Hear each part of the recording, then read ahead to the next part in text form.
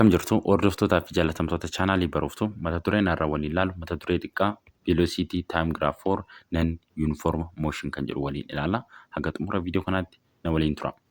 Egaa viidiyoo darba keessatti waa'ee maaliiti kan nuti waliin ilaalle velocity time graph kan maali ilaalle kan uniform acceleration kan nuti waliin ilaalle jechuudha. Uniform acceleration gamaanni straight line kan ta'e jechuudha. Acceleration fi slope walqixa akka ta'e jechuudha. Maalirratti velocity time graph irratti acceleration fi slope walqixadha jechuudha. Yookiin tokkodha jechuudha. Arramogaa kan nuti waliin ilaallu velocity time graph for non uniform motion kan maali jechuudha. Velocity time graph kan non uniform ta'an jechuudha. Kana jechuun motionichi uniform miti jechuudha. Isaan immoo waliin ilaalaa jechuudha. Isaan immoo akkamitti kan nuti barbaannu kan jedhu waliin ilaalla. Akkasuma area isaanii akkamiin barbaannu kan jechuun displacement isaanii akkamiin barbaanna kan jedhu. In the case of a particle moving with variable velocity, the velocity time curve will be irregular in shape. Asirratti gaa maanni non uniform motion jennee irra miti gaa shape isaanii maal ta'a jechuudha. Irregular ta'a jechuudha. Regular miti kan inni ta'u irregular shape ta'a. Yeroo kanammoo akkamiin barbaanna kan jedhu waliin ilaalla jechuudha. Asirraa kun fiigarii kanayyuu ilaaluu dandeessu. The velocity time graph for non uniform motion. Non uniform motion dha jechuudha. Kun kan nutti agarsiisu fiigariin kun. Isammoo akkamiin barbaanna kan jedhu kan waliin ilaallu ta'a jechuudha. For example, consider a car starting from point A. Konkolaataan fakkeenya fudhate konkolaataan tokko point A irraa ka'ee yoo ta'e jedha. Let it be moving along a straight line with uniform acceleration during the time interval t1 to t2 and then start moving with a uniform velocity during the interval of time t2 to t3. Asirratti akkuma argitan point A irraa konkolaatichi point A irraa straight line deeme kana jechuun uniform acceleration jechuudha. Uniform acceleration yeroo jennu gaa velocity time graph irratti maala straight line dhamti gaa kun slope isaa straight line ta'a. Kana jechuun time interval t1 irraa hanga t2 tti jechuudha. Uniform acceleration dhaan kan inni deeme yeroo kana straight line ta'a. Sana booda immoo time interval t2 dhaan hanga t3 tti immoo maanni uniform velocity dhaan deeme. Uniform velocity dhaan deeme jechuun gaa asirratti kun uniform jechuudha. Velocity isaa wal fakkaata. Asirratti constant dha velocity isaa jechuudha.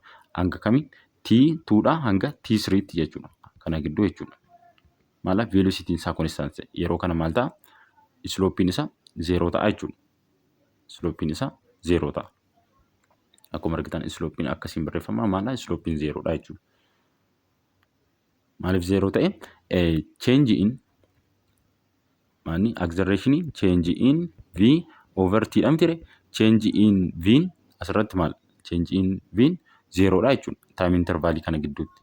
Kanaafuu 0 waan ta'eef asirratti 0 over t dhamtire kanaafuu asirratti maal slope isaa 0 dha jechuudha. Time interval kam gidduutti t2 dha hanga t3 tti jechuudha. Sana booda t3 dha hanga t4 tti immoo maal jedhama? Thereafter, let the velocity of the car decrease uniformly and the car come to stop at the instant t4. Sana booda gaamo t3 dha hanga t4 tti maal ta'e jechuudha? Decrease ta'e jechuudha. Uniformly acceleration dhaan jechuudha. Uniformly deceleration jechuu dandeessu. Uniformly deceleration jechuu dandeessu. Maaliif asii gadee maal ta'e jechuudha? Straight line dha kuni maal ta'ati dhufe? Acceleration isaa decelerate ta'ati dhufe jechuudha. Decelerate ta'ati kan inni dhufe. Akkuma argitan jechuudha. Uniformly yeroo nu gaa maani straight line dha. Slope isaa maani negative ta'e jechuudha. Yeroo kana slope isaa negative ta'e. Time interval kam gidduutti jechuudha? T3 dha hanga T4 tti jechuudha. The motion of the car can be represented by the velocity time graph as shown in the figure 2.12. Asirratti akkuma argitan mooshinii konkolaataa kanaa velocity time graafiidhaan akkasiin ibsuu dandeenya jechuudha. Fiigarii 2.12 kanarraa jechuudha akkasiin ibsuu dandeenya. Fiigarii kanarra akkuma asirraa argitan mooshinii konkolaataa kanaa akkasiin ibsuu dandeenya jechuudha velocity time graph irratti. Then the area under the velocity time graph gives the total displacement of the car. Asirraa gaa area isaa yoo barbaannu area velocity time graph kanaa jechuudha. Velocity time graph kana maal nu kenna jechuudha. Total displacement konkolaatichaati kan inni nu kennu jechuudha. Isa immoo akkamiin barbaanna kan jedhu area isaa waliin ilaalla. Garaagarummaan qabu isa viidiyoo darbe keessatti yookiin barnoota darbe keessatti waliin ilaalle garaagarummaan qabu area akkaataatti barbaannu jechuudha. Maal gootu isa kana ni qoodduu jechuudha. Ishii kana maal gootu ishii kana asirratti ishii kana T2 dha miti kun T2 fi ishii kana bakka karbii bakkatti karbii gootu kan ishii kana jechuudha. Koornarii ishii kana karbeetu wanta koornarii ishii kana akkasiin qoodduu ishii kana immoo T3 irraa kaatanii asii kaatanii jechuudha. Ishii kanas maal gootu akkasiin qoodduu jechuudha. Seeraan qooduu baadhus isin seeraan qooduu dandeessu sarartuudhaan jechuudha. Sarartuudhaan isin qooduu dandeessu. Akkasiin qoodduu asirratti maanni triangleidha ishiin kun jechuudha. Area 1 haa jennu ishii kana area 1 ishii kana immoo area 2 triangleidha kun area 2 dha. Ishiin kun triangleidha. Ishiin kunis asii area 3 jettu. Maal gootu gaa area 3 erga jettanii inni kun roog 3 dha. Area 2 roog 4 dha. Area 3 roog 3 dha.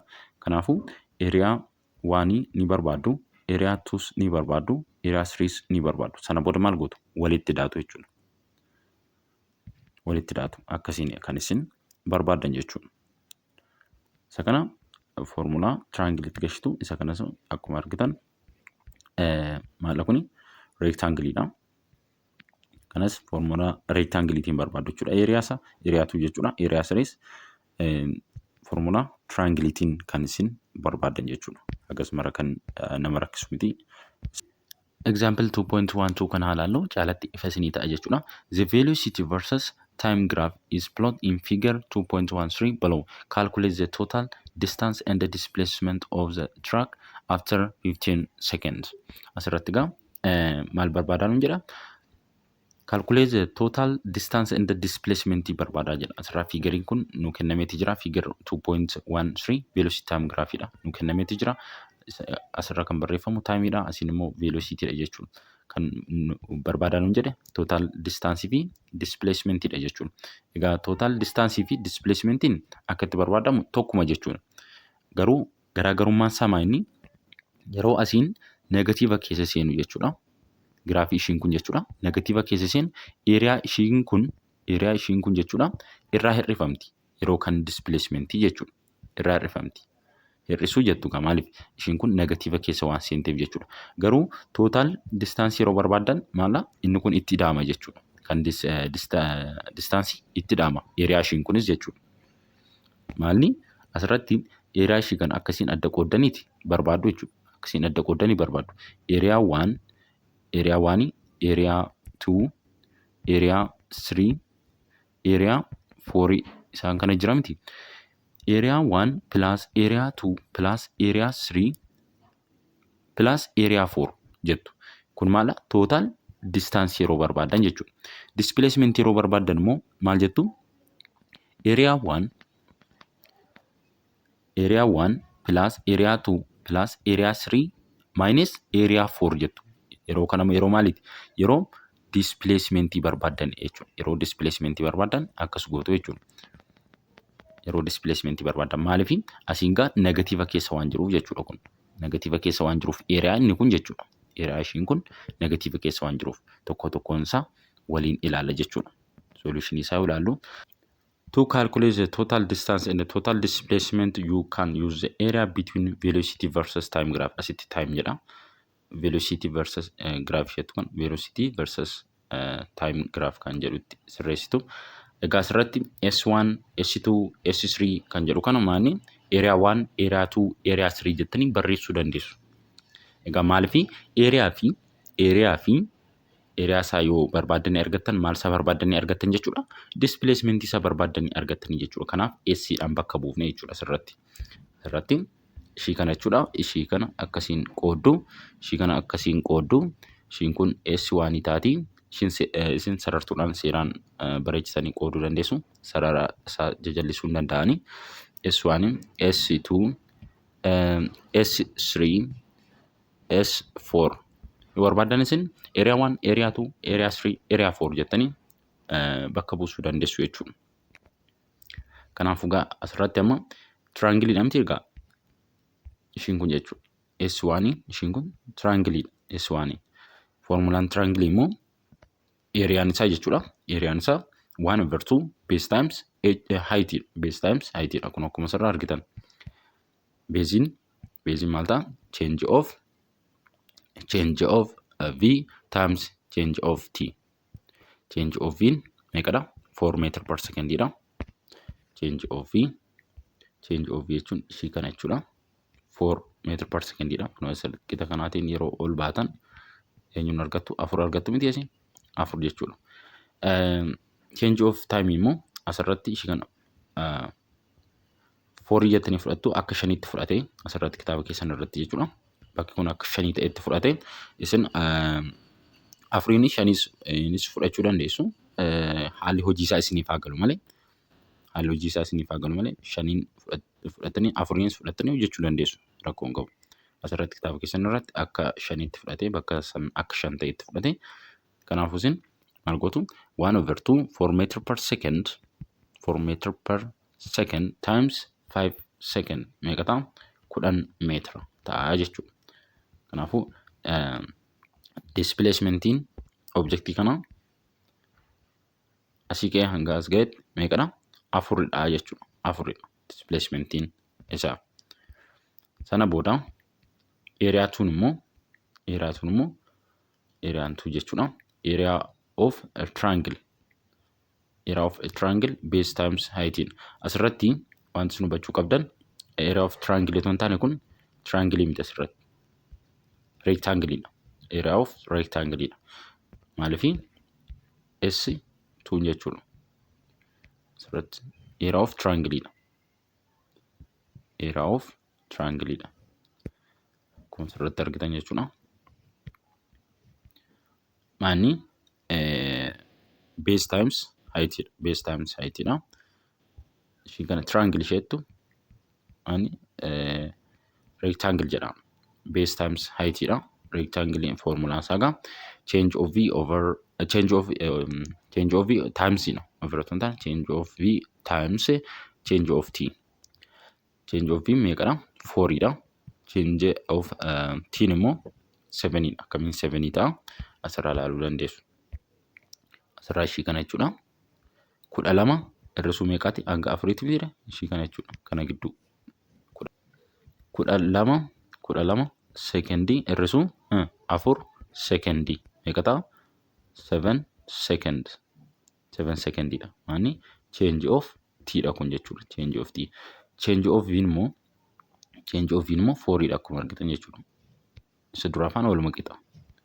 Change of V wal qixa 4 meter per second. Kanaafuu gaa maal gootu? 7 arganneeti jira. 4 meter per second baay'isuu 7 second meeqadha? 28 meetira ta'a jechuudha. S2 meeqadha? Area of triangle miti asitti maal jenneerra? Area of rectangle dha jechuudha. Kanaafuu 28 ta'a jechuudha. S2. S3 immoo area of triangle dha. Area of triangle ishii kana jechuudha. Ishii kana jechuudha. Seeraan sarartanii adda baasuu dandeessuni. Ishii kana jechuudha. Area of maaliti? Area of triangle dha jechuudha. Base times 1/2 base times height. Kanaafuu basein isaa maalidha? Change of V times change of T. Kanaafuu change of V meeqadha? 1/2 change of v 4 meter per second dha. Change of t immoo akkamiin argattu? Change of t 14 irraa 12 jettu. 14 irraa 12 meeqadha? 2 second ta'a jechuudha. Yeroo waliin baay'iftan ishiin kun asii meeqa taati? 4 meter taati jechuudha. 4 meetrii. Ittaan sunaan area 4 barbaanna. Area 4 kana jechuun S4 jechuudha. S4 inni immoo area of triangle. Area of triangle 1/2 base times height. Inni immoo maal ta'a? Asitti jechuudha. Change of 1/2 enna miti change of v maal ta'a? Asirratti ishii kana jechuudha. 2 dha miti ishii qixa kanaati yeroo dhuftan change of v asiin 2 dha miti 2 dha jechuudha. 2 times 1/2 jechuudha. 1/2 change of v dha miti maal ta'a? 2 ta'a jechuudha. 2 meter per second times maal ta'a? Asitti gaashiin kun meeqa taati? 15 taati miti 15 dha ishiin kun. 15 irraa 14 jechuudha. Change of t barbaaduudhaaf 15 secondii maal ta'a? 15 secondii hir'isu 14 secondii meeqa ta'a? 1 secondii ta'a jechuudha. Times 1 secondii jechuudha. Kana yeroo waliin baaftan maal argattu? 1 meetrii argattu jechuudha. 1 meetiriidha kan isin argattan. Asirraa akkuma argitan meeqa ta'a? 1 meetrii ta'a jechuudha. Kanaafuu the total distance maal ta'a? Area S1 area jechuus dandeessu. S1 plus S2 plus S3 plus S4 kun total distance dha. Total displacement yeroo barbaannu immoo S1 plus S2 plus S3 minus S4. Sababni isaas maaliif? S4 jechuudha. Negatiiva keessa jira asiin akkuma argitan. Maal keessa jira? Asiin 0 gad darbeera jechuudha akkuma argitan. 0 gad darbeera. Area inni as keessa jiru kun jechuudha. S4 negatiiva waan ta'eef egaa yeroo displacement maal ta'a? Irraa hir'ata jechuudha. Irraa kan inni hir'atu asirraa akkuma argitan. Kanaafuu egaa walumaa galatti yeroo walitti daatan meeqa argattu? S1 plus S2 S3 S1 plus S2 plus S3 plus S4 meeqadha? 43 argattu. The total displacement immoo akkamiin barbaadna jechuudha? S1 plus S2 plus S3 minus S4 akkasiin barbaadan jechuudha. Total displacement since the velocity is negative equal to 41 jettu sitti 42 jedheeti jira. In the positive direction akkasiin kan isin barbaadan jechuudha. Egaa viidiyoo darbe keessatti kee konseptii kan bira dabarre qabna. Ishii yoo ilaallu kee konseptichi maal jedha? The area under the curve in velocity time graph is the change in position. Egaa bakka curve ta'etti jechuudha. Maanni positioniin isaa change ta'uusaa kan nutti himudha jechuudha. Egaa barnoonni irraaf qabanne kana fakkaata. Barnoota keenya itti aanutiin acceleration time graph kan jedhu walitti deebina. Hagama barane keessatti bakka gaaffii isinitti ta'e koomentii jalatti naa barreessuu hin dagatina. Barnoota itti aanu hanga walitti deebinutti nagaa naa tura.